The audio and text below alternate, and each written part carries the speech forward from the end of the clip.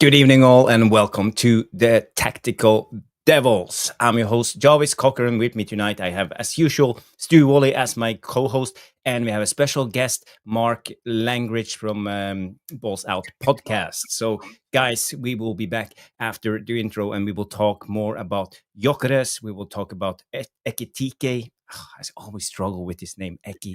Yes. We will talk about Cunha. We will talk about a lot of things going on. Mbeumo. Or Mbeumo. I don't know how to say it, but let's go with the flow. It's Friday night. Let's have fun. And I see already people are joining us. So we will be back right after the intro. So see you in a sec. And remember to smash that like and subscribe. We are only 11 subscribers to be fully monetized. Yoo-hoo! So get on it and subscribe to the channel. See you in a second.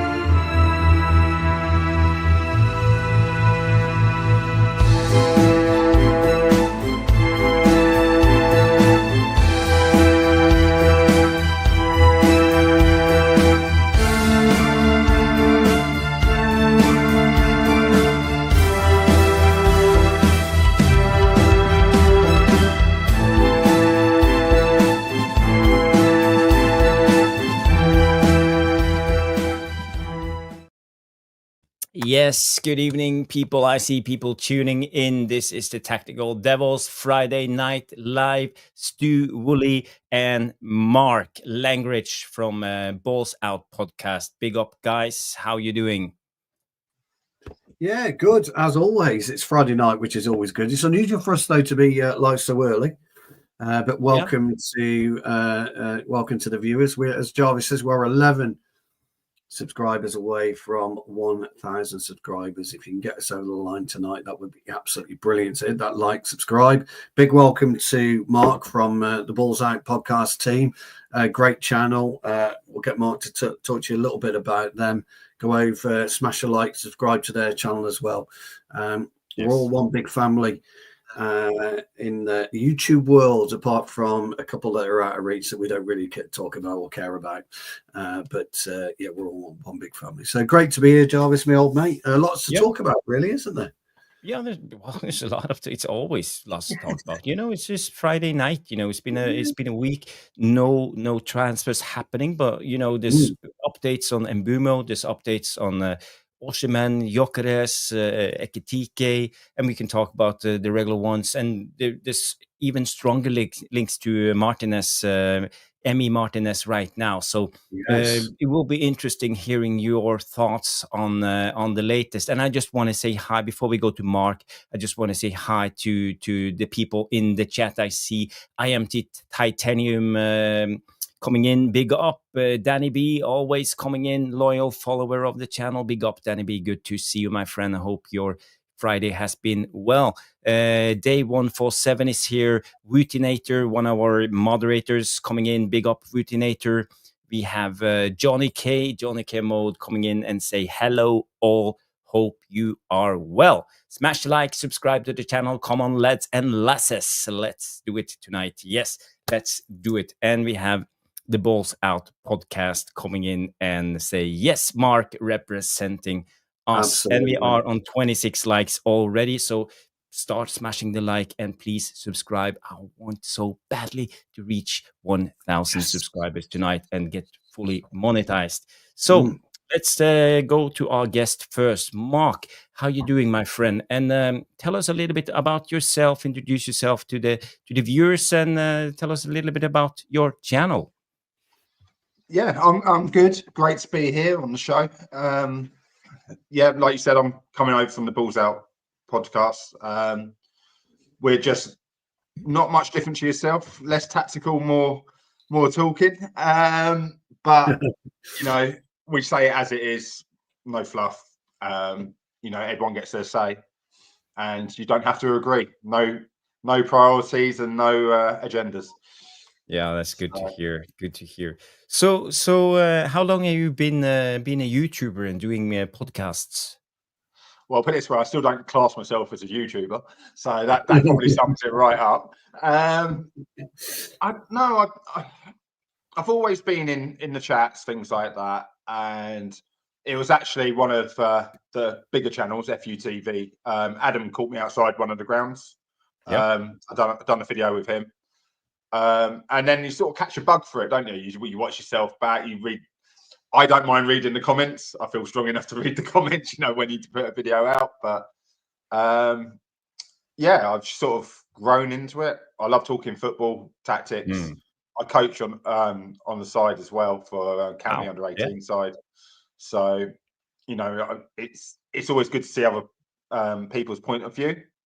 So when you do your if you coach breakdowns, under 18, you obviously know your football because when you are under 18, you are starting to get to a level. Our job is basically to push them into the first team. So, and as most people are probably unaware, you only get about 2 out of a squad each year that will ever make it, and the rest you just try and push through the 23 section or help them find someone you do know and keep playing, but they don't ever stop. So that's pretty much me. Otherwise, like everyone, like Stu, normal day job and talk football in the evenings. Absolutely, that's how it is. That's how it is. Me and Jarvis wouldn't class ourselves as YouTubers just yet, would we, pal? Well, we are on YouTube. We are Twitch legends. You have to say Twitch legends. Yes, that's more like it. Yes, we are Twitch legends now because we've got 4 followers on Twitch, and we've exploded on Twitch the other night. I think it was it Monday night where we exploded onto the Twitch scene. Yes. Yeah. So we'll be on. We'll be doing something with Patreon next, whatever Patreon is. But I did hear it the other day, so I thought I'd mention it. So it sounds like I'm down with the kids there, Jarvis lad. As a couple of weeks ago, if you remember, guys, Jarvis had got some slang for us, and I failed miserably. And when I'm talking miserably, I think I got about 1 right. It was poor. It was poor effort. Yes. It was good fun. Oh, there's me and Bombayé actually, weren't we? We couldn't quite. I've never heard of that. What's that? Yeah. It was great fun. Good night. It's true. Let's just go into the show because the viewers are getting impatient. Yes. And I see other people, Riot V coming in, and we have Danny Walshy coming in. Big up, respect to the whole panel and the live chat. Big up, Danny Walshy. Good to see you in the chat. First topic, I just wanna discuss this one. I don't know how how I should rate it. Maybe it's just a rumor, but Manchester United have now officially entered in the race for Hugo Ekitiké, and United have made contract with Eintracht Frankfurt within the last 48 hours and have expressed concrete interest and gathered all relevant information for the transfer. And this is from Pettigol Pettenberg in German Sky. So, there's been a lot of updates on this in the latest. So I just want to hear your opinion on it. Ekitiké, do any of you rate him? Is he a good striker, and is he the right fit for this Amarim system? Maybe Mark can go first. Absolutely. He's got potential. That's about the most you can sort of say about him. 100 million for... What, it's 100 million euros, 70 million euros, yes, pounds, yeah. Way overpriced. We're not talking the best of the best, are we, with him? So we'll literally be paying for potential. Had a great 2 seasons at Frankfurt. I think we were linked with him at the beginning of last season as well. So, and I believe he said no. If I remember correctly, I remember back, he was when we were looking at Højlund, he was one of the ones in there with Højlund, with Jonathan Davis, people like that. So I wouldn't want to go for him. I see just another Højlund again. Like, I like young players, but if they've got no age to strengthen their mentalities, then they tend to fail. They need that older striker, and that's all I'm interested in, is an older striker coming in. Yeah, yeah.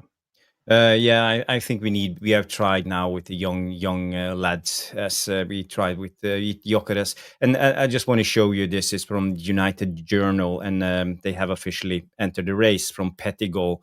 And if you go, Stu, to his stats, if you look at him, he's a forward, right-footed. He's 189 centimeters. That's 6'2.5", 168 pounds. He's 22 years of age, almost 23 years. He's French, and he plays for Eintracht Frankfurt, and is on 67K a week.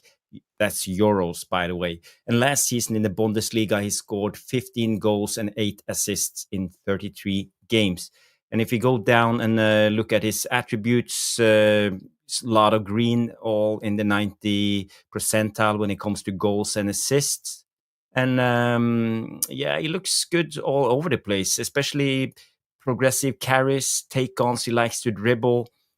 Progressive passes receive. He likes to roam into areas where he can receive good passes, and interception. So he's probably a good press player. But when it comes to his defensive work, it's in the mediocre stats: 50% clearances, aerials 1, and tackles. But his stats looks good. So, and if you compare him to anyone, the first one you can compare him to is Ousmane Dembélé, and Mikutatse, the Lyon, Georgia player, and Retegi, the Atalanta striker. So maybe he could also play as a 10 according to his attributes. But the big question is, from me to you, Stu, is he worth 100 million euros? Look, there's not a player on the planet worth 100 million euros. Let's be clear about this. There's not one player on the planet. It's all relevant. I get it. But when you start paying 200 million euros for Neymar, you absolutely distort the market. And that's exactly what's happened. The biggest player transfer, I think, before Neymar was around about 100 million. So you've got 100 million pounds worth of distortion there straight away. So players automatically go into a gap created by the Neymar transfer, and that's what's happened. Actually, what you've seen is a slowing down of these price valuations. Players are going for around the 60 and 70 million euro mark until just this year, last season, when 107 was paid out for Enzo by Chelsea, and 26 mil did I see today, that in principle, the agreement in principle for Wirtz. So there's been a slight elevation over that period of time. But for me, at 22 years old, 80 million, you should shut the door on him. He looks an impressive footballer, Jarvis. Let's be honest. Yes. He looks an impressive footballer. And Mark will tell you, and you will know via both of you are coaches, I do coaches, you've seen impressive footballers all the time, but it's all about progression. And has he got the attributes to progress? Now, we've seen quality footballers come from all corners of the globe and struggle in the Premier League. There's been some big players that have come and not really been able to really stamp their mark. And we've had a number of them, Juan Sebastian Veron being one of them. We all know the quality of Juan Sebastian Veron. It's never in doubt that as a footballer. He just couldn't quite make it work in the Premier League, either with ourselves or with Chelsea. And you've seen players come in and have stellar seasons and then deteriorate rapidly because they can't quite replicate it, because players understand the basics of what they're trying to do. And I think Ekitiké, certainly Rasmus, has fallen into that real problem hole. So Mark's absolutely right, Jarvis. And you've said this before, actually, and so have I, when we were talking last season about Harry Kane. We must go for Harry Kane. Yeah. Why do we want Harry Kane? Waste of time, blah, blah, blah, blah, blah. You're not seeing the bigger picture. And the bigger picture, as Mark said, and you've always said, and I've said, and the devilish tacticos talk about it all the time, you need somebody to learn at 22 years old to be the number 9, the number 1 striker for Manchester United at 22 years old is impossible. It just doesn't happen. It just doesn't happen. Great examples of players having to go away from the Premier League at young age. Salah, Kevin De Bruyne, and they came back to be, brilliant footballers. So we must learn not to go for somebody like Ekitiké. We must maybe go for a Gyökeres, or we must go for it. For me, and I've said this before, I'd take Oshimen because I think he's got better attributes. Now, I know, Jarvis, Oshimen probably won't fit directly into the way that Gyökeres plays and the way that Amarim. Yeah. Totally agree with you on that. I really do. But you're guaranteed 15 to 20 goals a season, 100%. No messing, no mistake. He's going to come in and score goals. He kind of reminds me, and this is, I'm going to get pelters for this, but for Cavani. Cavani came in and score goals because he knows what to do in the box. You know, the safest place, I promise you now, the safest place on any football pitch is the 18-yard box. It's the safest place on the planet because nobody's going to touch you. Because if you do, you're going down. Yeah. Your defender's going to get sent off. Your goalkeeper goes. It's the safest place on a football pitch is the 18-yard box. And Højlund doesn't kind of get that yet. He doesn't understand his safe place. And people should be telling him and coaching him this. And I coach the kids all the time. You know, when you get into that box, you've got to make a defender make a decision. You don't have to make a decision. Defender's got to do it. And Højlund's not making that decision, isn't he?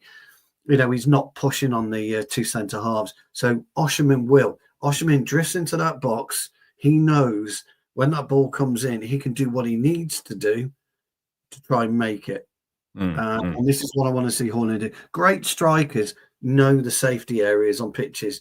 They know the safety areas on a pitch, and that is the 18-yard box. And we've all played football.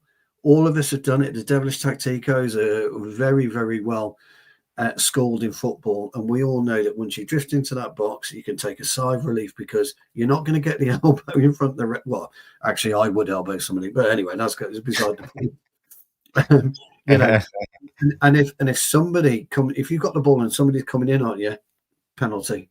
How many times have I said to you, Jarvis, and Mark, you've heard me talk about this a lot, attack the diagonal, because when you get into the diagonal of that penalty area, problems. And we just don't do that enough. So, not for me, Jarvis. I think it's a bit of smoke screen, if I'm being honest. It's good agent work. You've really got to push, give the agent a bit of credit here. But everybody uses Manchester United. 80 million. Yes. Absolutely no chance. Absolutely, yeah. Sorry, Vitanay. You're right about Rooney. Absolutely, he was just, he was completely different. Those people don't exist anymore. Do they, guys? I don't think 18-year-olds of Rooney's stature exist anymore. Maybe Diego Leon. We'll see. We'll see when he arrives. But strikers. It's a great point, Vitanay, by the way. It really is. It's a great point. We're only 5 away. Yes, hopefully we will get to 1,000 subscribers tonight. We have been working hard. This is our 98th stream since we started in mid-December. So we are soon at the, what do you call it? Jubileum, something. Yeah, we can celebrate 100 shows. I really had a grand idea. Guys, let's just put the Ekitiké thing in the bin. I don't think it will happen. We are just reporting on what Portugal is saying. So I don't either believe that we are going to sign a player like Ekitiké. So it won't happen. But I wanna hear another crazy rumor that's been getting some traction lately, and that's the Viktor Osimhen news. Center Devils reported it's Sebnoda. I don't know who is, where he comes from, but apparently some relied on journalists to say Viktor Osimhen is now back in the center of renewed talks with Manchester United, which have recently resumed around the terms discussed for a few weeks ago. It's a £12 million salary for the striker, and it's a 75 million euros compensation package, including bonuses for Napoli. So this is the latest reports. So Mark, what's your thoughts when it comes to Oshimen? Is he worth that salary and big package? You're on mute, by the way. Well done, me. When I hear Osimhen's name, I get worried. I almost hear Paul Pogba. Mm. That's my fear with him. Like you say, stats. The stats are great. You know, in Italy, in Turkey, so he averages about 30 goals a season in those two leagues. Yeah, so that's probably about 15 in the Premier League. And he wants the wages. He has an entourage. It's all that fame and fortune. That's why he's kept the mask, because it's became that sort of his trademark rather than still protecting his face. It's a trademark. Some say Peter Cech did the same thing, but you're right. He gets in the box. He knows, as you said, Stu, you would give him an elbow in the back, but he would have already stepped on your toes, pinched you, Correct. and wait for your elbow. And then now, as soon as your elbow comes, he hits the deck and gets the thing. Correct. That is what youngsters need to learn. There was a great clip of Messi playing a couple of weeks ago where he's slamming backwards into the defender and he just keeps pushing back into it. Defender reacts, goes down, gets a free kick. You know, that kind of intelligence, it is emotional. It is it comes with age, and it can't be taught. It gets watched from the bench. We can't have an 18-year-old in Obi, a 22, 23-year-old in Rasmus, not ever being sat on the bench watching someone do the job right.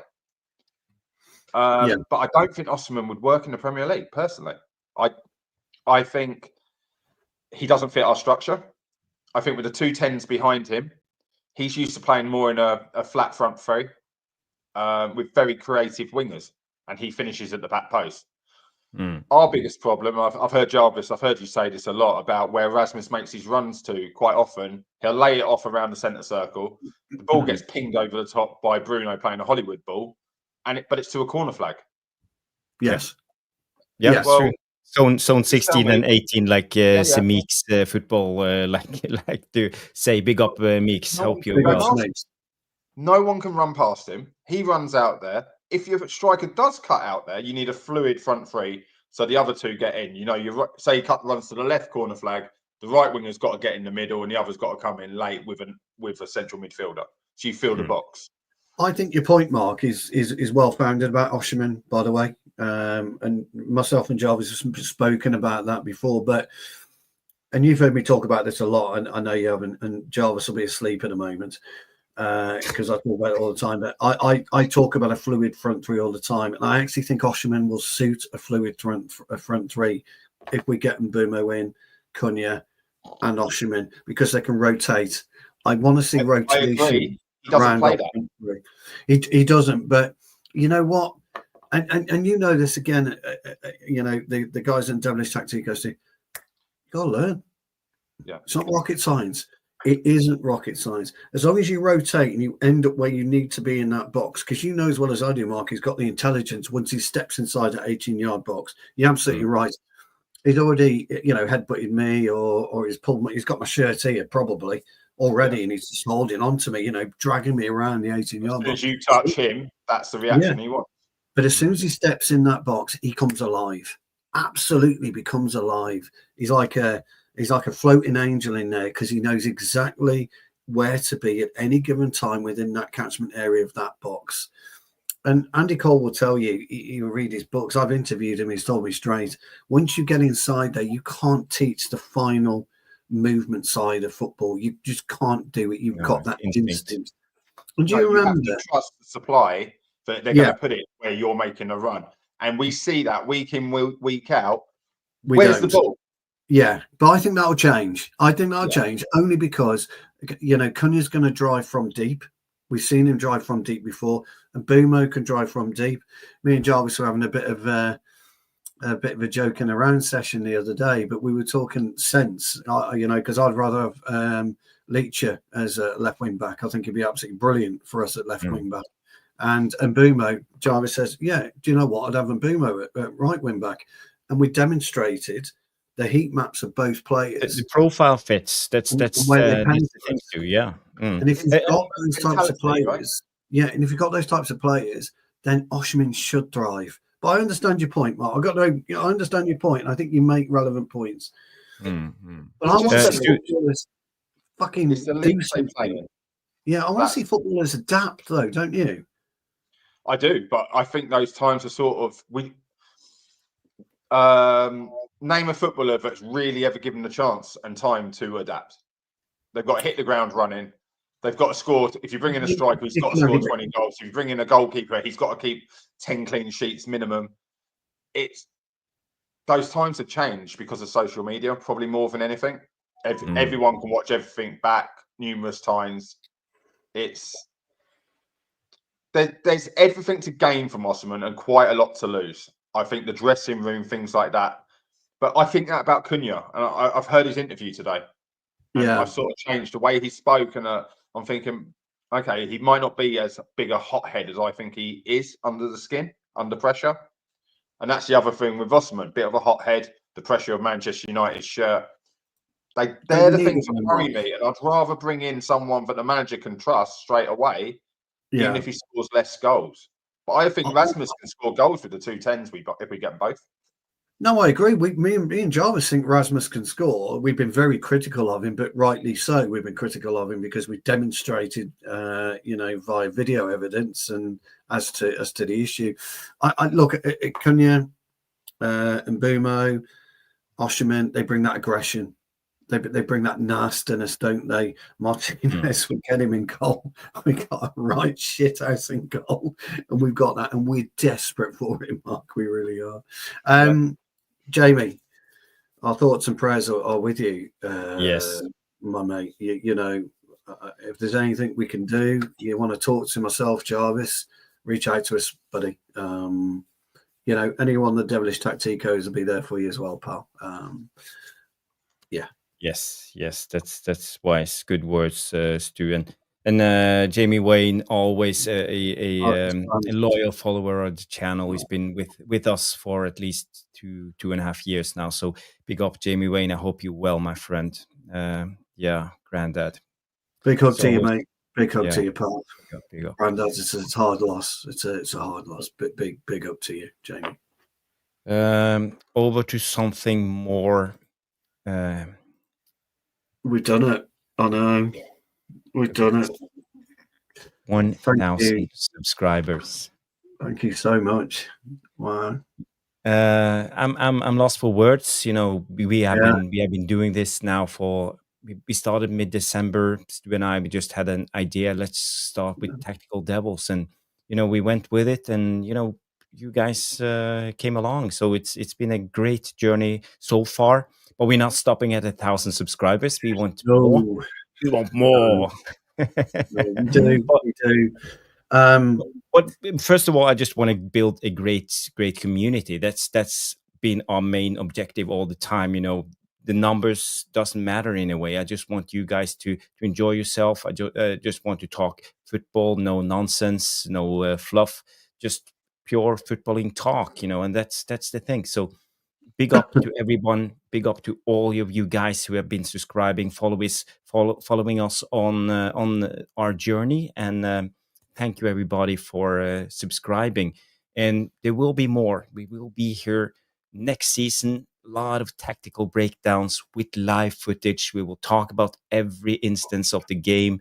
We will talk about transfers. We will talk about everything in between, and the Q&A session at every end of every show. So thank you everybody. I'm just grateful that and don't forget, we've got a bit of extra news as well to let everybody know. In a couple of weeks, Graham Bailey will be joining myself and Jarvis. Yes, and it's good for us. Graham's a brilliant guy, a really, really nice guy. So he'll be joining us to update everybody with latest transfer rumours. So that'll be in a couple of weeks' time. We'll give you plenty of notice. Can you tell people, for those who don't know, who Graham Bailey is? Maybe.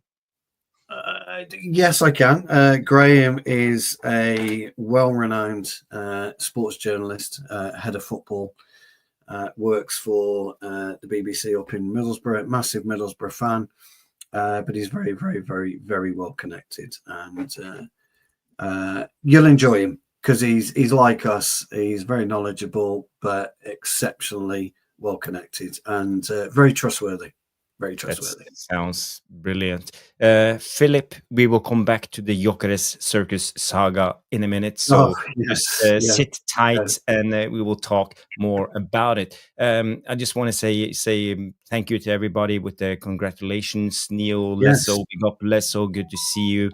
The Vutinator, always been a loyal moderator pushing for those bikes with Stephanie and all the other, Rashmano and all the other moderators. Boxing Straight Talk coming in with congratulations. Aaron, one of our moderators, coming in with the same congratulations. Jamie Wayne, a lot of low hearts, 1K, congratulations. Thank you. And Dave, well done. Jarvis, well, not just me, it's you guys and Stu and Mark and everybody on the way, So it's been great. Mark, what a night to come on, pal. What a night to come on. I was waiting for you two to stop talking so I could say I feel honoured, for you to break your cherry into the monetization zone. And if I was you, Mark, I'd be claiming it was all you. That's what I'd be doing. If I was in your shoes, I'd be claiming. Maybe when I was younger, I might have been less modest and gone, well, what happens when I come on the show? Those. Number spike. No, it's absolutely brilliant. Thank you so much, guys, from me as well. Yes. Jarvis puts a lot of work. I know I talk about it a lot, but he puts a lot of work behind the scenes. I do try and help him, but I'm useless. But I know what it is, Jarvis. Our Twitch following has grown immensely over the last few days, and I think now we're Twitch legends. We've managed to get over 4,000% or something. 4,000. Oh, it's amazing! Our Twitch following. I can't believe it. Skyrocketing. We are up there. We are up there. So thank you all. Thank you all. Thank you all. Thank you all. The Vutinator coming in with a super chat. That was me. Hold on. The Vutinator's got to have the. He's got to have the. It's somewhere. Where's your thing gone? Oh, Mark, trust me, it doesn't work. He's got like a. He's got like a. I don't have it. I can use my glasses like you. Do that. Supercharged. Super. Thank you so much, pal. Thank you so much. Big up, Vutinator. I lost my train of thoughts with the show. So many great comments. Let's go back to it. I want to just end with the comparison with Oshimen and Viktor Gyökeres, just to show you guys what's the difference between these two guys. And if you look at a heat map, on the left you have Viktor Oshimen, and on the right you have Viktor Gyökeres. And if you see, there's a lot of red in the middle of the 18-yard box right here when it comes to Viktor Oshimen. But you see Gyökeres is more of a striker that drops down. He likes to move. You see here a lot of red on both sides. So this is what we can expect, and I believe Viktor Oshimen is a striker who would need more of a service when he plays. And if we have Mbeumo and Cunha, he might do well, but it's not the Amarim style. And I think we have to take a closer look at the profiles we need. And for me, this tells me that Viktor Oshimen is not the right fit in how Amarim wants to play. Stu, any remarks, comments? Again, I agree, and I think you're right. But I think what you're going to see is a very different type of heat map, not just from Oshimen, but from Cunha and Mbeumo. And you're going to see their heat map in and around the middle third of the the middle third, but on both sides, and that's what's going to create the goals and the goal opportunities for Oshimen. Because Oshimen plays, as quite rightly as Mark pointed out, as a solid state striker. 6-yard box, 18-yard box, that's where it is best. Penalty area is where he thrives. Absolutely thrives. He never moves out the middle in those red marks. Yeah, Gyökeres doesn't, but he moves around, so he's quite fluid. But when you look at the heat map that Cunha is going to produce, when you look at the heat map that Mbeumo is going to produce, and we know Mbeumo's heat map, Jarvis, it's right in the middle third of the whole pitch. That's where he's red, and that's where he's dangerous. So he can cross the ball from deep. He can penetrate from deep. He can run with the ball from deep. Cunha can do the same. And if we get right with Bruno and who we partner in alongside Bruno from a creativity side as well, we could be massively dangerous moving forward. So I think Osimhen will work. But I know what you're saying. He's not going to work specifically. And I think that's the key element, Jarvis, you get into specifically, and you, Mark, specifically with the way that Amarim wants to play. Because the way that Gyökeres' heat map is, he's not quite across the width of the pitch, but he's close to being the width of the pitch. So he will offer a way more flexibility or flexible approach than what Oshimen will do. But you can see why Oshimen scores goals, can't you? Yeah. Because he plants himself in the right place at the right time. I think that heat map's really interesting because Gyökeres is still technically playing Amarim's system. He's still going to make those runs because now embedded in his mind, they're the runs to make.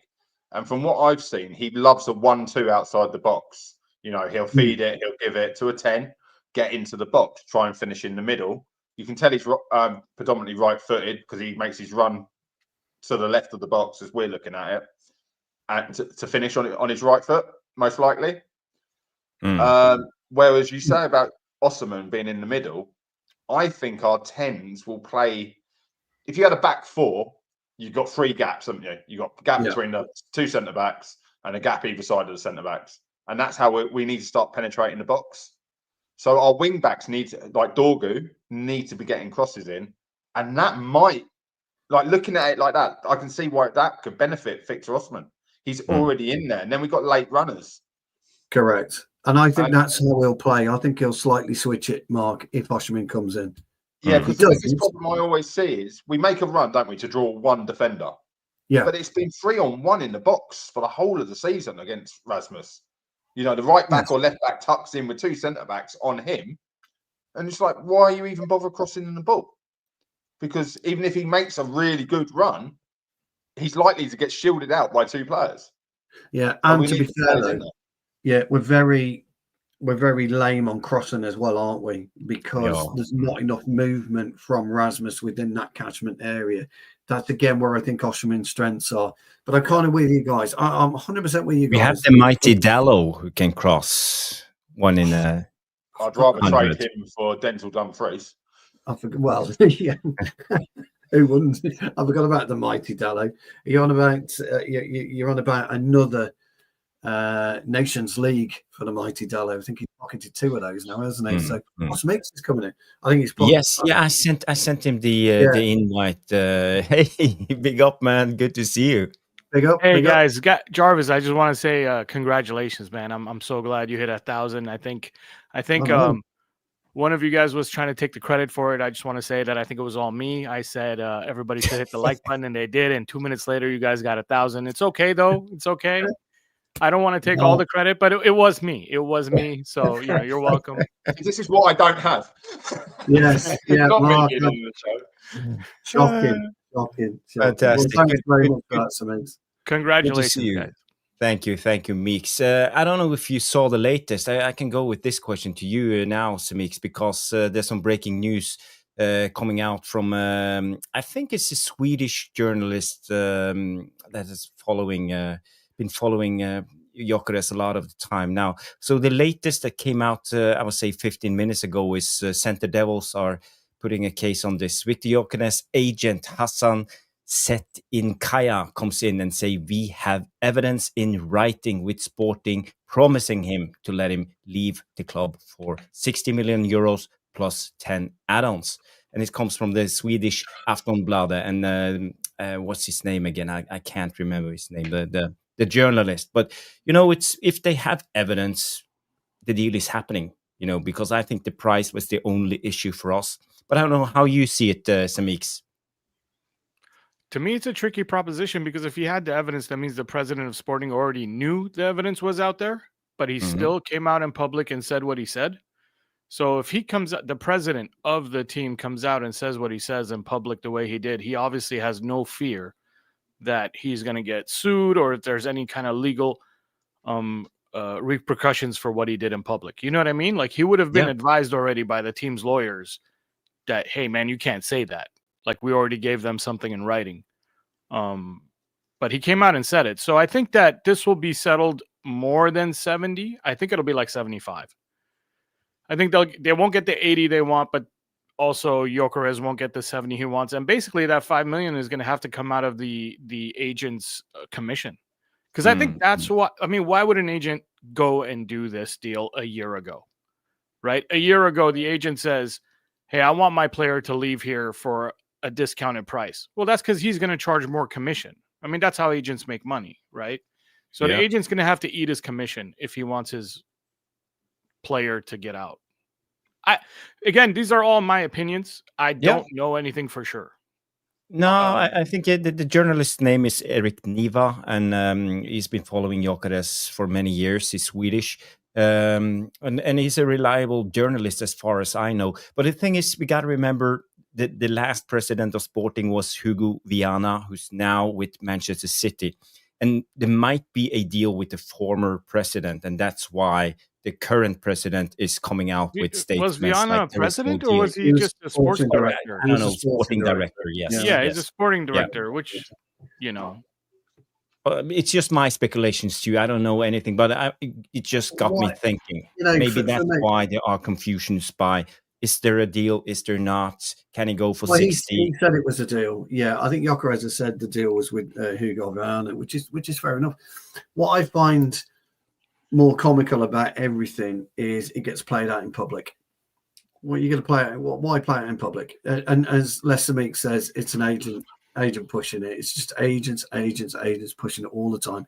Intermediaries pushing it all the time. It's a very tenuous link anyway, isn't it? Let's be clear with Gyökeres to Arsenal, because they want Sesko. Everybody knows they want Sesko. It's an open secret that that's what they want. That's who they want. They're not going to buy Sesko, and they ain't going to buy Gyökeres together. That just isn't going to happen. Ideally, Arsenal, thinking about it, they want to play Sesko off of what's his name, the German fella, Havertz. They want to use Havertz as a 9, as a floating 9, as a false 9 a lot next season. They've already made it quite clear. They've said that's how they want to play. So Sesko is going to be an addition to Havertz on how they play. So you're going to have Sesko, Havertz, and Saka. We're talking about a floating front three. Mark, particularly you were speaking about it. That's exactly what Arsenal's trying to put together. Yeah, it'd be more narrow. And exactly right. Saka playing more as what we're now calling our 10. Yes, exactly right. If you remember back in the day when we were having Rooney, Ronaldo and Tevez, how we played that floating three, that real flexible front three, that is what Amarim's going to try and create with either Oshimen. And I do think Oshimen can play that, or Gyökeres and Mbeumo and Cunha. The Mbeumo thing, you have to bear in mind that Tottenham have been dragged around for the last 3 days trying to sort out Thomas Frank to Tottenham. I haven't got time to deal with anything apart from Frank to Tottenham. You were always then going to get that link, weren't you, between Frank and Mbeumo? I mean, it's just crazy. You've got to deal with point. So you've just got to deal with really, what's happening. You can see the pictures, arriving. Zubimendi should have been with Arsenal weeks ago. Hasn't quite done it. As soon as Alonso goes to Real Madrid, guess what? Zubimendi wants to go to Madrid. It's just this is what happens at this time of year. So football. Yeah, exactly. It is. It is. At the start of the show. Yeah, and I love it. I love what's happening. Before we know it, FIFA are going to start pushing the Club World Cup. And none of us are really interested in it. We might do in the latter stages, I don't know, but none of us are really bothered. I mean, I think Inter Miami kicked the tournament off, I think. So, so a lot of it's happening. If Oshimen was serious about money and money only, he's fucked off to Saudi Arabia. Hasn't he? He's not bothered about that. I think Oshimen's got to a stage in his career where he wants to achieve something. And when I mean achieve something, really achieve something. And if you can go to Manchester United and drag us from the depths of despair, along with Mbeumo, along with Cunha, along with Bruno, along with I'm going to say it again, Mark. Martinez in goal. Leacher and all these, and the team that we're trying to put together, that will really, set you apart actually from players that take the path of least resistance. Harry Kane was desperate for a title, so he fucks off to Bayern Munich, gets his title. Used to be back in the day, Mark will tell you this, Jarvis, in the UK, if you wanted a title, you hadn't won one, you'd fuck off up north to Scotland. And go to Rangers. My God, Rangers. The Rangers team when it had Laudrup and everyone like that. Jesus Christ. You would do, wouldn't you, Mark? You'd go there and you get your title. Now it's Bayern Munich or PSG, but you can't just go to PSG anymore. So for me, I don't mind either player. I've got to be honest with you. I don't mind either player. I've just got a feeling Oshimen guarantees more goals. But, what do I know? Yeah, there's a lot of red flags in the last 36 hours, though, isn't there? Like you say, the Ekitiké, Oshimen, Gyökeres. Maybe United have finally got smart. Instead of being linked to clubs, start putting in bids for other players. Actually don't be the lie. Create the truth, and things like that. Because if the Gyökeres, it worries me. It worries me because he's going to be another player that goes on strike. We always said never, like anyone in football you don't really want a player that goes on strike. It's like dating a girl that cheated on their boyfriend to be with you. You never take it. Yeah, you never take it. Chances are he could go on strike for us to get out if it doesn't pan out. If we have another season like last season, it could happen. We all said it wouldn't, and it has. So but United are now could start moving smart. I want to chime in and just say, like, what if that was you? Because if I was Gyökeres, I'd go on strike. You just made a deal with me last summer, and now you're trying to get 10 million more. I'm not a bad guy. So are you saying you wouldn't sign me because I went on strike? I'm going on strike to protect my rights. What other option do I have? What other option do I have unless I let this president walk all over me? Now, going on strike when I don't have a deal is a different thing. If I'm going on strike without that previous conversation of last year, that's a totally different story. That's just me being a spoiled brat. But I had this conversation last year, and he made a deal with me. And now he's taking back his word. What other option do I have other than go on strike? I don't have any other option. Do you get what I'm saying? But I see where you're coming from, but there are different circumstances to different strikes. Like, I agree with you. If there was no deal and Gyökeres said, what the hell? I'm not happy. I'm just going to go on strike. But they claim there was a deal. Yeah. And he believes there was a deal.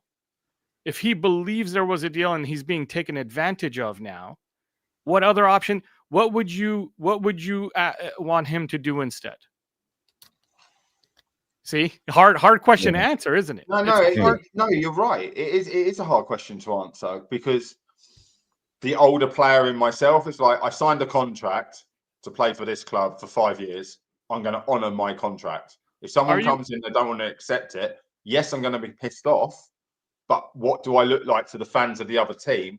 I want them to back me and be behind me. Now, unless I start in a digital age, it's totally different, isn't it? Like you say, we got tweets. Everybody knows, right? Everyone knows everything. But there's a few, like I say, a lot of red flags. The president, why did he not start saying this 3-4 weeks ago when we got linked with him? Why wait till now? Or have they got this piece of paper and gone, oh, thank God no one's name who is currently here, his name is on that piece of paper. It doesn't stand. But didn't the president only come out 2 days after Gyökeres's agent came out and said what he said? I think it's just... Yeah, but the price has been talked about for almost a month. So they says that that's not the price, because I can tell you now, in the Premier League, the club would have gone out, he's not leaving for that money. They would have. Correct, but maybe the president was going like, they're right. I'm not going to sell him for his release clause, but I didn't say I would sell him for 60. No, I might sell him for £1 underneath. Yeah, exactly. It's all words. It's a dirty situation. I mean, obviously, it's a dirty situation. And I don't know how to feel about it, but I know that what's his name? Rio Ferdinand came out today and said something in an interview where he said that on when he was being sold by Leeds, he went to his president's office and said, "I'm not leaving here until you make a deal with Manchester United," because he wanted to leave. Now, in that age, we didn't have Twitter. We didn't have any of that stuff like you were saying. And that could have been taken as that's Rio saying, "I'll go on strike." Right? But yeah, it's we all all interpretation of the words and the language being used and translated, because obviously this has been translated from different languages, and the words used into English can be so different. Stu, we've spoken about this before. English into a foreign language normally breaks down to the same word and can translate across, but foreign languages into an English language, it's down to what word they pick. You know, so. Tell me about it. Tell me about it. I just want to say Boxing Straight Talk comes in with an interesting take. Do we really want a player who goes on strike? Last player that went on strike, Anthony. Yeah. That's a we fair point. We didn't need to pay that much. Did he fail because of his strike, or did he fail because of his physicality? Like I just don't understand. I don't think it relates to why Anthony failed. Do you get what I'm trying to say? No, but we're just saying how much extra pressure did that then put on him to perform? Fair enough. Yeah. Yeah. And we're already saying everyone who comes in right now has to perform next year. Oh, absolutely. They do. Yeah, you know, it's got to be European football next year, no matter what. We've got to try and win a trophy, no matter what. It's not going to be the Premier League, let's be honest. But there's no reason we don't win a domestic trophy. When we've won 5 in the last 5 years and up until this season. We can win trophies. Yeah, I agree. But the pressure is going to go up. You're right. The pressure would be a lot higher with the stories that are coming out, and everybody knows what he did. That part. There's 4 of us here now. Would you not all pay? Well, what's 65 million pounds? 70, 75 million euros? We've just paid that for Cunha. What are you? Were you saying? Gyökeres is not worth the money Cunha's worth. No, 100%. 100%. I agree with you there. I don't understand the contract. No, I don't think it's about the contract either, because the contract's not that bad. He's not asking for 300,000 a week. Like he's asking for a lot less than what Sancho and Rashford make. Yeah. So I agree with you there. That's the more interesting point. Like what Mark said there is really interesting, because that makes me feel like the hierarchy aren't that convinced about Gyökeres as, say, Amarim is. I believe like Amarim is more interested in Gyökeres than, say, Wilcox, who wanted the lap. It's well known, you know, and that's what that. On this occasion, and I think I would actually like to ask all of you guys, I agree with Amarim here in that we do need a Gyökeres, we do need an Osimhen. A part of me is glad we didn't get the lap. I wasn't looking forward to getting a young man to put on the number 9 shirt for Manchester United and lead the line for us next season. I want somebody who's a veteran, who's been through war, and he's come out the other end. He's fought in the championship, or in Osimhen's case, he's had to, go up against all kinds of abuse in Italy and still perform. I mean, Osimhen is somebody who's overcome a lot of abuse and still keeps performing. Turkey was horrendous. Correct. Yeah, and he just keeps performing. The man keeps performing. And he's turning down, as Stu said earlier, he's turning down a ridiculous amount of money to not go to Saudi. That I want one of those two guys. I would go to battle with one of those two guys. And I just don't think our hierarchy believe in either one of those guys, because those guys don't cost much more than Cunha. Yeah, exactly right. Exactly right. I'm kind of with you on that one, Samik. And a great question mark, actually. And it's not something me and Jarvis have spoken about, but I don't think they're difficult deals to get across the line. I really don't. Oshimen, I don't think it's a difficult deal. I don't think Gyökeres is a difficult deal. I know. Look, I know people will point at City and say, "Well, look, they had to do their business before the Club World Cup." Well, they didn't actually. We didn't have to take these players to the Club World Cup. They could have dealt with it after, but they've got it done. They've gone in and they've identified 4 players now. Actually, if you look at NIPAN, they've gone in, they've got it done. Bang, bang, bang. all three of you straight in. It doesn't, because they could have come back in July, couldn't they? And started doing it. Yeah, so but they are in a rush. They are under the scrutiny of 150 charges, and there's probably a bomb coming. There is. There's clearly a bigger picture. Got a transfer ban for the next 10 years or whatever. They've clearly got a transfer, but I agree. I think there's clearly a transfer ban coming. But ultimately, my point on this I hope you guys are right. I hope you guys are right, because I don't believe it. Like, I don't. Well, they're not getting relegated, so the only thing they can get is a transfer ban. I hope anything. I'll take any real punishment at this point. If they don't get anything, then the Premier League's fucked. That's it. And people will start suing people. Anyway, that's beside the point. My point was, Oshimen's not a difficult deal to do. Neither is Gyökeres. And City are kind of proven with what they've just done, getting Reinders out of AC Milan like that, Cherky like that, Naipan like that, and I can't remember the other one they did. They did Mamouche quickly. They've not fucked about. Liverpool have done exactly the same. Liverpool the have Wolves fullback. Yeah, Ike Nori. Yeah. Liverpool have just negotiated a £126 million deal. Just bear that in mind. So pulling Oshimen in and pulling Gyökeres in, it's not difficult. So maybe a hierarchy, as you guys have said, maybe don't want them, don't rate them, or and look, the club's not going for them as well. Yeah, well, nobody's going. Arsenal in for Gyökeres and us. No one else around Europe really has been flagged. Osimhen, Chelsea looked at him and walked away last year, and then he went to Galatasaray. Galatasaray have come in with a bid. So if Galatasaray could put something together to offer him, he won't go there. For God's sake, we should be putting him on 100,000 a week. Like, we made a point though, Mark, and the point was, where can Gyökeres go? Because Bayern Munich don't need a striker. Yeah. City don't need a striker. Liverpool don't need a striker. And Chelsea, Barcelona and Madrid are looking at it. Yeah, Real Madrid. None of the big teams need a striker. We do. Correct. Instead of Arsenal. And that's the key. That's why the pool is so small. And maybe United are thinking this, realised this, and thought, well, we've got plenty of time to do it. I don't know. I look at it like a computer game. Like when my kids are playing a computer game. Everyone's shooting everyone, and you just sit out there watching them all die, and then you come in at the last minute and take the final shot.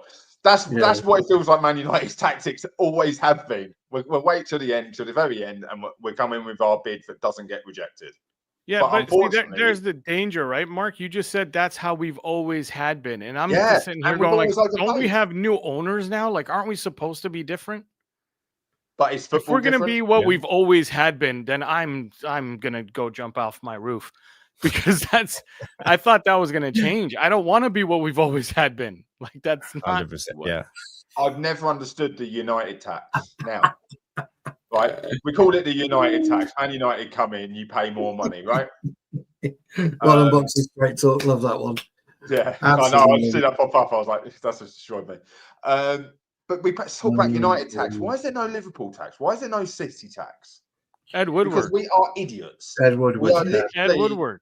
Because he came out on TV and said we can do that, right? Like, Ed Woodward went on TV and publicly said we can pay more than anyone else. So then everyone goes, well, then great, pay more than everyone else. Where Sir Jim has now come out and said we're broke, we can't pay more than anyone else. He's trying to turn the tide back the other way, but it doesn't happen, and it will take a long time. The only way you can do it is go, sorry, we're out of that deal. Sorry, we're out of that deal, and we signed no one. We brought in Jamie Vardy, which I would do. I would take Jamie Vardy on a free. You'd take Vardy on a free, wouldn't you, at the minute? Why not? Imagine what he could teach Rasmus and people like that. Guarantee it. 15 goals. No, see, but I put that in the comments earlier before I got on the show. Please, let's not say imagine what he could teach Rasmus. And I don't mean that as a slight against you, Mark. I just put it in the comments earlier that you guys didn't see, that Rasmus had a one-on-one conversation with what's the name? Van Persie. Do you remember when Van Persie went and visited the team in Rasmus's first season? And the stories were coming out that Rasmus was in Van Persie's ear asking him questions about how to play the striker position. And then he had Ruud van Nistelrooy as a manager for a while. And he still doesn't know how to move in the box against a low block. So I don't care if Vardy joins, if R9 himself joins. I'm I'm kind of like Rasmus and me are we're broken up. We're done. I'm not going back to that. I feel the same. Done. I do defend him a lot. Because I obviously I played up front myself. So it's, if you don't know when that ball's coming in the box, Ruud van Nistelrooy and Ronaldo have a massive falling out, would not cross the ball.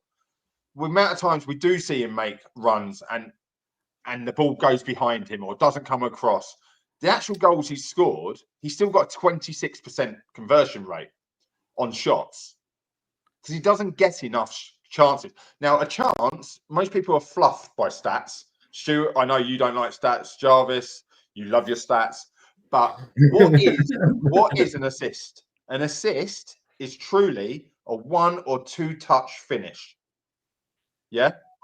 Oh, I agree with that. That's good. That's a great way to see it. The halfway line. Bruno was given an assist last year. This isn't digging Bruno out, but his stats are fluffed. He played the ball, I think it was Europa League. The defender slid, missed it, put Rasmus one-on-one with the goalkeeper from the halfway line. Rasmus has to do all the work. He has to still beat the goalkeeper. There was no assists there. Because as soon as you start running with the ball, you could get it caught under your feet. You could miss your shot. That's not an assist. The defender do you know what his messed up. biggest problem is? Do you know what Rasmus's biggest problem is? As you'll know as a striker, this is when you get the ball under control, you got 3 touches. You got 1, 2, 3. So you get out of your feet, 1, set yourself, 2, get your position right, 3, strike. That's it. That is it. You want the ball in your comfortable positions where you know I take that touch. I don't look at the goal because I already know where the goal is because where the penalty is, the lines are, and I can bend one. Do you remember that goal he scored in Europa League where he volleys it between the 2 defenders into the bottom corner? I think it was Amarim's first match. It's a one-touch finish. It's a world-class finish. So when someone's got an ability to do that, it wasn't a miss hit. He clearly lifted the ball over and scored. No, that's an interesting point. My biggest issue with Rasmus isn't his finishing and his like. It's his runs. Not only his runs, but also his duels. Like, the man is the worst at duels ever. That's the biggest body I've ever seen that ends up on the ground all day long. This is not a man who knows how to use his body. I've made videos about Zirkzee using his body better than Rasmus. Like, it's really bad. Mason Mount uses his body better than Rasmus uses his body, and that's not me being exaggerating or. That wasn't his. That's not the striker we bought. We didn't buy a hold-up play striker. Exactly. We bought a running behind striker. Which is why he has to go now. Like, because we've made a lot of mistakes. He's not the only mistake we made. That's why Anthony has to go. Yeah, you know what I mean? Like, I'm not. You're right. You're right. I totally agree with you. But that doesn't mean we have to live with it. We made a mistake. Because of his age, I just think he can learn a lot more. Loaning him, championship loan, would be perfect. It was for Amid. It would be for him because it would teach that physicality. You know, it would. A championship loan would tell us whether or not he's ever going to work. Yeah, that's what I think it would do. He would either work or not work after that, right? Like, it would give us a clear picture of, is this ever going to work? Yeah.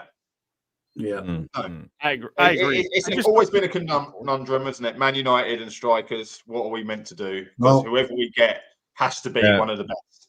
I just want to move this conversation on with a little bit about strikers, because yesterday Graham Bailey came out with Dusan Vlahovic. We also linked to him. Graham Bailey is appearing on the show in a couple of weeks. Jarvis, yes, that Graham Bailey that's appearing on our show. So I don't know. We seem to be linked to a lot of strikers lately, but is this just United playing the market and just trying to force Sporting to give us Gyökeres for a decent amount of money? I think it's quid pro. I mean, I think this is the way these guys operate. Last summer, they talked to how many managers when they were thinking about getting rid of Erik ten Hag? Remember, like, they talked to everyone, including Thomas Frank. Like, they talked to every manager there was. Yeah. And I think that's just the way Ineos operate. They go, okay, I want to know everything about everybody, and I want to know how much it costs, and then we'll make a decision. Which, unfortunately, like, I understand it when it comes to business. I don't understand it when it comes to our manager. Our manager must be sitting there going crazy, going like, I don't know who I'm getting. Because these guys keep talking to everybody. Do you get what I'm saying? Like, he needs to start. Look, I think, in my opinion, and you guys tell me, man, but I think, in my opinion, we have 2 weeks to let our manager know who's actually coming in so he can start planning what his training sessions are going to look like for the preseason. 100%. Yeah, look, I've been on record, Samix, as saying that if I'm Mbeumo and I'm Gyökeres, before I go on that step foot on that plane, I want to know when I'm coming back. When I come off my holiday, where am I going? I don't want to be dicking about going back to sport. I want to know where I am going. So when I'm off the plane, I've got maybe another week off. Then I'm Old Trafford. That's what I want. Get your mindset right. That's what I need to know. I want to go on my holiday and relax, and I don't want to come back to bullshit. Actually, that's a fantastic point, Stu. Because like I can't imagine Gyökeres is enjoying his holidays at all. He must be on his cell phone talking to his manager, and he must be stressed out trying to figure out like what's happening with my life. Like, where am I in 2 weeks? Yeah, no, I know, and you can't have that. You really can't. Hey, Jarvis just found it. We've got some memberships, which is from the legend that is Rushmano. Jarvis, over to you, pal. Oh, I better put the shades on, haven't I? Fucking hell. Put the shades on, Stu. Hey, sorry. Some respect to the Rushmano Meister legend coming in with 5 gifted memberships. Will you get back to work? I thought that was something else. Sorry, Rushmano. It's embarrassing. It's embarrassing, Rushmano. I know. Who have we got, actually? Can you see? This is terrible. I need to just throw it in the bin. But thank you, Rushmano, gifting 5 Tactical Devils memberships. Thank you, everybody. We have Boxing Straight Talk, first member, Rob Taff, Ifok Udofia, and Pyramid Scheme, and Ahmad Dushan. So welcome to the club, guys. And thank you, Rushmano, for the generosity and gifting memberships to the channel. You are a legend, without a doubt. So I just wanted to say a little bit about the latest when it comes to the strikers. Yes, I think we are signing a striker. That's a good news. Højlund is linked to Inter. I think he will go somewhere, but maybe Inter or another club. But a striker will come in, and I just want to show you this because for me it's more about the profile of striker. It's not a name. And to the left you see the heat map of Dusan Vlahovic. That's the latest link, and Viktor Gyökeres. So you see they're not the same type of player. Viktor Gyökeres likes to attack the zone 16 and 18, as Samix likes to call it. So let's go to Samix. What profile of players is Gyökeres the ideal profile for Amarim's system? How you see it, or could he even improve?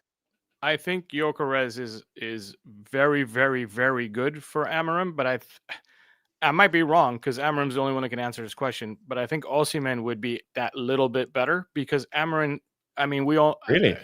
Yeah, because what I was going to say is like Amarim's Sporting team led the league in crosses. They averaged 24 crosses a game. That's an insane amount of cross. That's not, and I'm pretty sure that's not counting corners, just crosses. No, that's open play. In open play. And Gyökeres is amazing at everything Amarim needs him to do, except for getting his head on the cross. And that's where Osimhen could come in. But you would have to teach Osimhen to be okay with running to those corner flags. So I don't know. So if Amarim sits there and says, no, I need the guy who's going to get us out of our half by running to the corner flags, then Gyökeres is the number one choice, and we'll just deal with the fact that he's only going to get his head on a cross 5% of the time. If he can teach Osimhen to make those same runs to those corner flags, hold up the ball, and wait for the team to advance forward, then Osimhen is not going to need any other instruction other than just learn that. If he can learn that, everything else Osimhen does would fit just fine. He played a similar style. In my opinion, I might be wrong, by the way. No, you're right. Because look, I said earlier on in the show, Samix, I thought probably Oshimen's a slightly better fit. But when he was at Napoli, he did operate out wide on occasions, not as much as Gyökeres, but he did operate out wide on occasion. So I think teaching that shouldn't be too difficult for him. But ultimately, we want him where he should be, right in the penalty spot and commanding that area. I said it right at the start of the stream with some mix. The 18-yard box is the safest place on any football pitch. You're not going to get your leg broken in there. You might do, but unlikely. You're not going to get punched in there. If you get touched, you're going to go down. It's the safest place. And Oshimen thrives in the 18-yard box. Absolutely fucking thrives in it. And I think he could get us 15 to 20 goals guaranteed. I'm sure Gyökeres can as well, but I think Oshimen's probably a slightly better fit. Yeah, his physicality is undeniable. Osimhen's. Not that Gyökeres is bad at using his backside, but Gyökeres in the air is a different story. Yeah.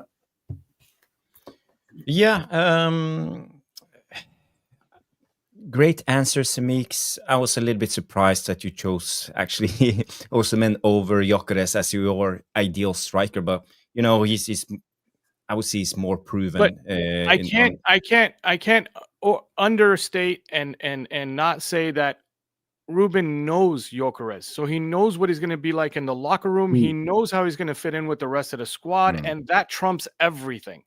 It's more of a leveler knowing the system than it is scoring the goals, because it's the system that's going to create the chances. So if you know the system, you know where to be without looking.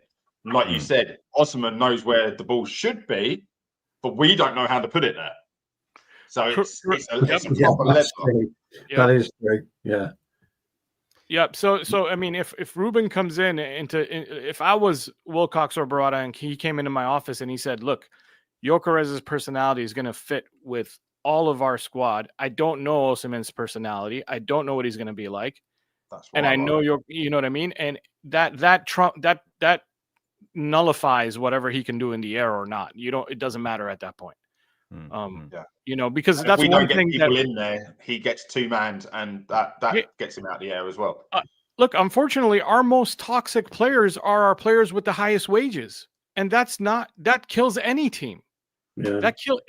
If your top two paid players like Sancho and Rashford are toxic and not good in the locker room, you don't have a chance at winning anything. No, it's true. I will say one thing about both of them two together, by the way.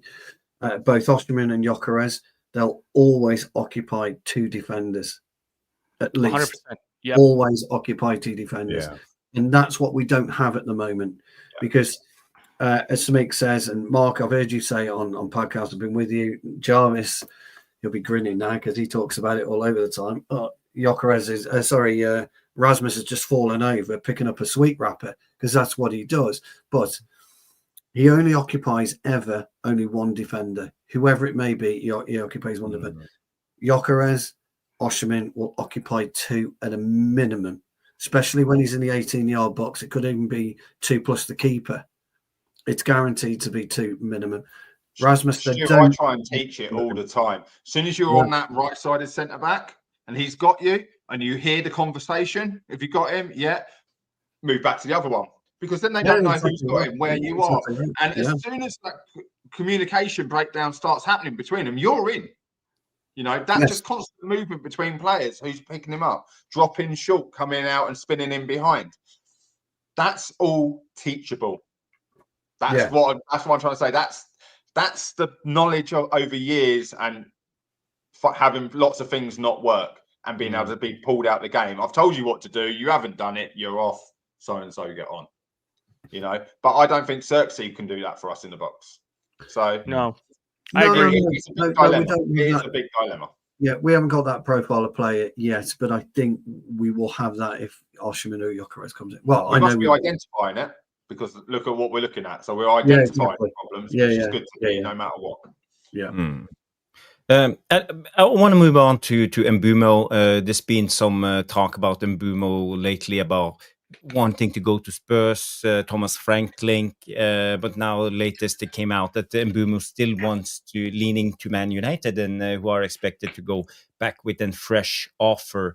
I don't know if there's anything more to say about Mbeumo saga, because I feel maybe it's Sky just reporting what came out like 3 to 4 days ago or a week ago, whenever it came out, the link with Thomas Frank and Mbeumo. Are you worried about Mbeumo leaving to Spurs, or what do you think?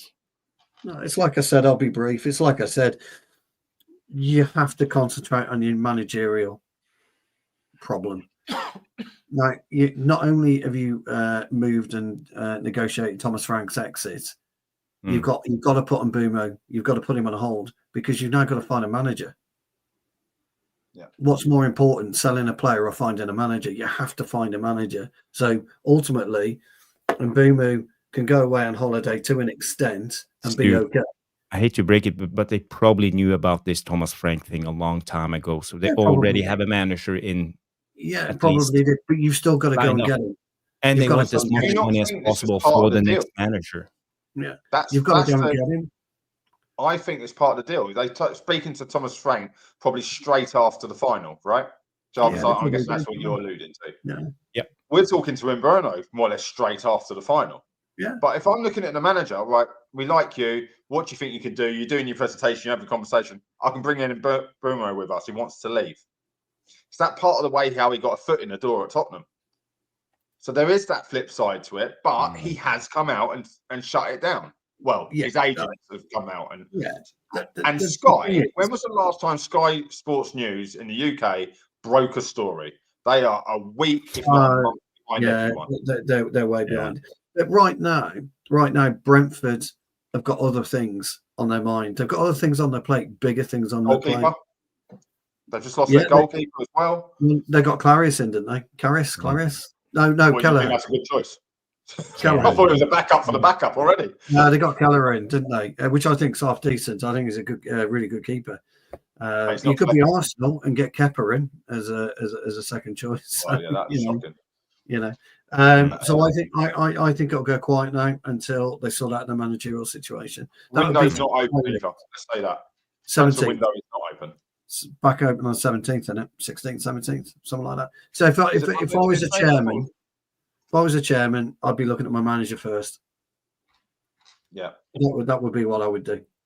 It's not a good conversation to have, is it? No. You're negotiating and I don't know what players I've got. No. So you either sell him. I'd imagine who he's doing. Yeah, they probably said, look, forget Mbeumo, he's gone. Just forget about him, that's it. I know we are a little worried about the time, so I will do 3 quick things, and I will just give one of you the chance to talk about it. So I will go. The first one with the Semix is this one. It's about Chido Obi Martin. Bundesliga club views Chido Obi as a major financial prospect, comparing to his future resale potential. That's Holland. So they asked for the condition to sign him. However, United stance is clear. They want to develop him into a first-team player. Is that a wise move? Should Chido stay at Man United for the next season, or do you think he needs to go elsewhere to develop as a striker? I think they wanted to buy him, though, Jarvis. I don't think they wanted to loan him and develop him for us. So I think that they wanted to buy him. And I think, obviously, the right move is to keep him if we can get our development right for the first time in ages. We haven't developed a player in ages. We've had a lot of great young talent come through that just don't develop. It's my fear with the talent we have now, including Kobe Mainoo. I mean, he needs development. We all say he's great. Okay, fine. But he still has a lot to learn, and he needs to be developed the right way. Chido is superbly talented from what I've seen. In the little bits that we've seen, he has the skill, but if he doesn't get developed correctly, it's all for nothing. He becomes an average player 4 years from now if we don't. Now, that Bundesliga club, let's say it's RB Leipzig, they would find a way they would develop him correctly. You get what I'm saying? Like he would get good coaching, great training, and enough playing time to implement those things. And he would, in 3 years from now, be ready for a full-time position, starting for a middle team. I don't know if 3 years from now he'd be ready for starting at a super team, but he would be ready to start for But he's an RB Leipzig. exceptional talent. He's just 17. Well, yes. Yeah. But again, we've had so many exceptional talents that we just didn't develop. Yeah. So it's Jason Wilcox is supposed to be great at this. So he's supposed to be able to identify which one of our academy coaches are worth nothing and need replacing and which ones need to be kept on, right? Like I would hope that's what he's good at doing. He's supposed to be able to look at our academy and go, we got to get rid of these 2 coaches and we need to bring in these 2 other coaches that I met at Southampton. Right? Like that's his job. Yep. True. Brilliant answer. I agree with you, Samix. Chido is an exceptional talent. But I see Boxing Straight Talk comes in and say I'd be devastated if Chido was sold and then replaces Haaland in City in 6 years' times. And also with Dave coming in and say Chido will have an impact here after Christmas. Mark my words. I don't know if you guys saw him play this past weekend. He was struggling. And he was struggling for his national. Young. He will be up and down, but we saw him in the last friendly in Asia. Exactly. I believe in him. So I'm not saying anything negative. I'm just saying he needs good coaching. Yeah. You know what I mean? He needs someone who's going to fix these situations when he's struggling against these defenses and these setups. Yeah. His coaching is more important now than a loan move. Correctly. And Mark, I think you guys can tell me better than me because I don't have that much experience as a player. But isn't it true that there's this slot that is hard to fill, which is from the under 21s to the major league, to the big leagues? There's that gap that is hard to. So he could be dominating in under 21s and still be missing a lot of ingredients to do well with the adults. Yeah. We don't have time to do a Chido debate. Sorry, Mark. We are a little bit conscious of time, so I just want to move to the next topic. And this was Stu before you go, and I will have one last one for Mark before we end the show. So Manchester United believe Joshua Zirkzee could excel in a dynamic front 3 with Bryan, Mbeumo, and Cunha, and the dynamic front 3 is your cue, Stu. So. How do you see Zirkzee fitting into this with the new wingers? The new number 10s. I'd stick him as an 8, basically, Zirkzee. He people love him as a 10, they love him as a 9. I just love him as an 8. What he does, he develops play brilliantly from the middle of the pitch and from deep. So he can take the ball on the edge of our area. He can dribble his way up and he can find the ball. He can find that pass that he needs to, but he's not having anyone really to pass it to. Pass it to Garnacho. Garnacho does what Garnacho does, passes out to Ahmad. Ahmad goes so far and then cuts inside onto his left peg. So we stop the rhythm straight away of the play. So the rhythm that Zirkzee's created, we stop. You stick Zirkzee in around that central area where he can take the ball, he's strong, he can turn with the ball, he can take it left foot, right foot, and he moves it quickly out to Cunha. And then he can slowly, Berbatov-esque, languidly jog into the box. And yes, that's where he could be dangerous. But you still need an Oshimen or a Gyökeres. You still need a target point. He's not that target point. Brilliant in the middle. Not so great in front of goal. We've seen that. He will tell you that himself. And I think if we really look back at his progression on how he played, he really was more of an 8 that was forced up to a 10 and a 9 at points. So for me, a brilliant 8 for us, especially with Mbeumo and Cunha and an Oshimen or a Gyökeres. He would be absolutely brilliant in behind them. But it's what you do with him. Do you?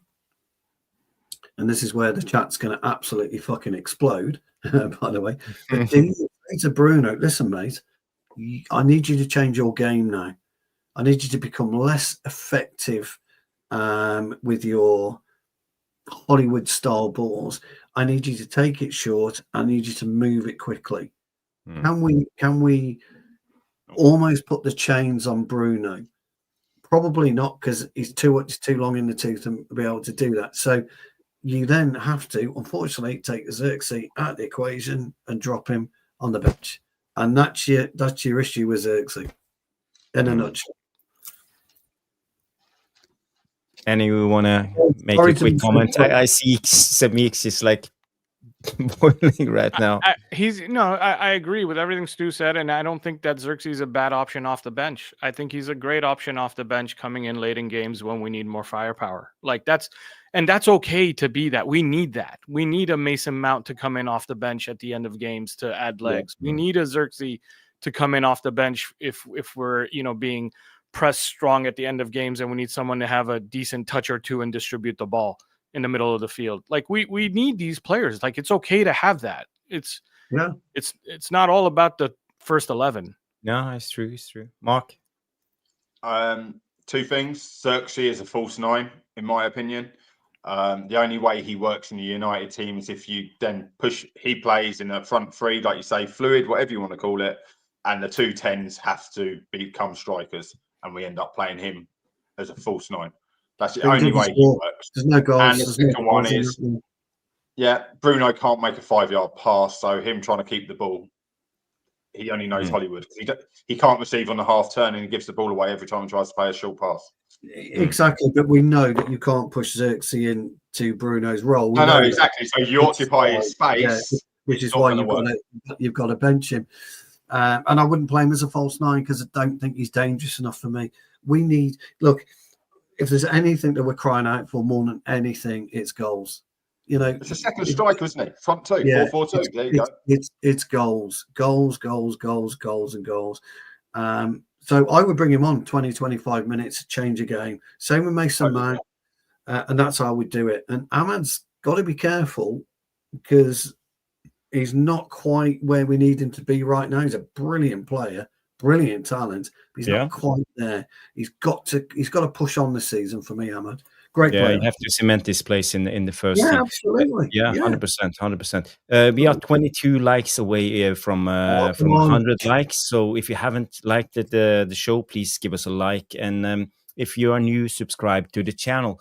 The last thing, I hope you know about the Academy, Mark, because the last topic is on the Academy, because apparently Man United have signed a new player. And it's this guy. It's Harley Emston James, 16-year-old from the Saints, Southampton. 1 million plus add-ons and retain a 20% sell-on clause. He's in England under 16 or under 17, and they have agreed a deal. And several other Premier League club made approaches, but we signed him. So it's a long-term project. I looked at him. I saw a couple of clips of him. He looks really good. He's secure on the ball. He likes to play through the lines. And apparently he's a big prospect for the future. So do you know anything about this guy? I know, weirdly enough, he was highly thought of by Wilcox and the coaching staff, i.e. Russell Martin. My son actually plays at Russell Martin's academy. So really? I know that the kind of players that he likes. He's a ball carrying. He's got everything you would expect, but it's that gamble still. You're paying for money for a 16-year-old. Scott McTominay is the player I always love to use as an example. He was a skinny, underdeveloped 16-year-old. Look at the beast of a man he's turned into, height-wise, filled out. He shot up something like almost over a foot in 2 years. So you can sign a great 16-year-old. He can be a great 17-year-old, 18. Going back to what you said about the gap between basically what we call the under-23s in county football or 21s. I'm totally against it. I would rather see reserve football and start integrating more adult players. But United did one amazing thing, and Liverpool the only other team to do it. They played coaches on the pitch when we had Tom Huddleston. Coaching on the pitch in the back four. The amount of knowledge that gives those youngsters is more worth even, like you say, playing an under-20 championship, all these other games. They need to be around adults because that is a step. If they come down levels, this 16-year-old, if we start loaning him out to he'll play 16, so he'll come in, he'll play in the 18s next year until he hits 18. And at 18, there's a choice made. You either go to the 21s because they think you're not capable of going and playing first team football in, say, Div 2. Yeah. And they'll try and hold on to you because they don't want to lose you. But normally you only get 1 or 2 people progress from 21s at a club. You know, we're fortunate. We're Man United fans, and we grew up with the Busby Bays, the class of '92, and 3 or 4 good youngsters coming through. Revel Morrison obviously didn't make it, but he was Lingard, Paul Pogba. They're all in the same groups. Yeah, amazing players. When you start picking up these talents from other clubs, I think it's a smart move, but it was something that was blocked for years. You could only scout from around your area, couldn't you? And then you had to sign for a club, and then you had to be purchased, i.e. David Beckham coming up to Man United, which actually obviously was at top. So, yeah, he's a prospect, but like any prospect, because he's now got Man United in his name, he's going to go from 0 to 100 in it, in anticipation to what can he do. People are still singing the praise of Kone and people like that. Even when we had no midfielders, he didn't even look at putting him on the pitch. You know, because yes, he's good, but maybe he's not got the intelligence. And that's not a. Yeah. I'm not. When I say intelligence, I don't mean about he's not smart. Yeah. Yeah, emotional intelligence. You know, like we say, the buying the foul, not getting kicked, and things like that. So, if it's not a loan, all these players should be out on loan, in my opinion. Rather than, if they're good enough, they can go play somewhere else. Come back. Going back to what you said about Obi, people like that. Put them out on loan. Well put, Mark. Thank you for bringing us some insight on the new youngsters we signed. We have been doing 1 hour 30 minutes, so I think it's time to wrap up the show. Before we end, see Samix. Can you promote your channel? You know, I just want to say it's always a brilliant production. I don't know how you do it, but you are fantastic at doing it. And when I watch your show, I always enjoy them. And you know, your tactical insight is beyond my knowledge. So I learn a lot when I watch your channel. So people, if you want to know more about tactics, go to Samix's football channel. So tell us a little bit about your channel before we end the show. Thank you, Jarvis. Those kind words get me. I don't know what to say, honestly. I don't think that's an awkward moment when someone says, talk about yourself. It's like, I'd rather talk about Chido. Sorry. Can I just talk about Chido? Yeah, please. I have a channel called Samix Football. If you haven't seen it, come and see it. Thank you very much. I try my best to make the content entertaining and also educational, but everything I say in there are my opinions. I have no idea. I might be completely wrong, but come check me out and decide for yourself. Do that, guys. And Mark, do you want to tell everybody a little bit about Balls Out podcast and what they can expect if they tune in whenever you go live? Yeah, Balls Out podcast, pretty similar to this. No, we don't like fluff things up. We don't have agendas. Like I will Stu knows well, have an argument with someone and we walk away seeing both sides of the story. We are growing. We have, I don't know the best way to put it. This is like a second generation of a previous show. So we lost a lot of fans.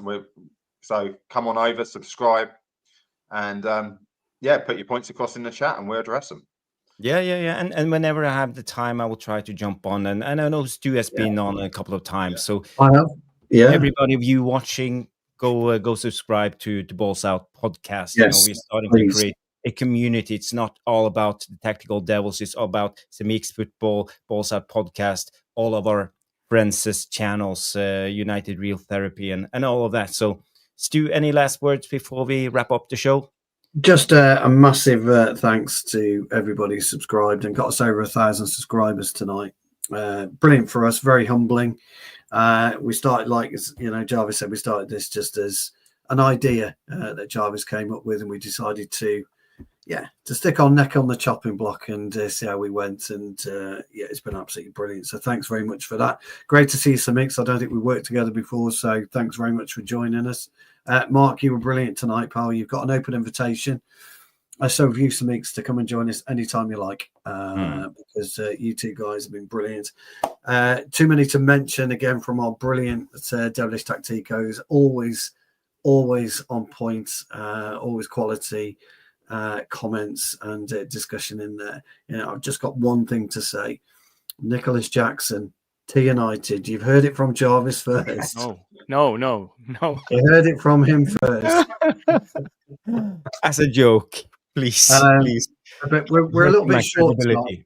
We're a little bit of a short show tonight because I've got friends and family around at the moment. So I know Jarvis has as well. Yes. So, I have people over. But thank you everybody for tuning in. Thank you for the brilliant guests. Boxing Straight Talk, Day 147. Who else is here? Wizard. Great discussion. Yes, and then Tom Porter. Thank you for the memberships from the Roshmano and the Debutinator for the super chat. It's been a great show. New faces: Philip Langren, Opacic tuning in, Martin Fay tuning in. It's been brilliant. Thank you, everybody. We will be back on Sunday night, 9 p.m. tonight with a weekend wrap up. So, guys, girls, have a brilliant weekend. Friday night, enjoy yourself. Go out there, live your life, and we will be back on Sunday. So, see you then. Have a good night. Bye-bye.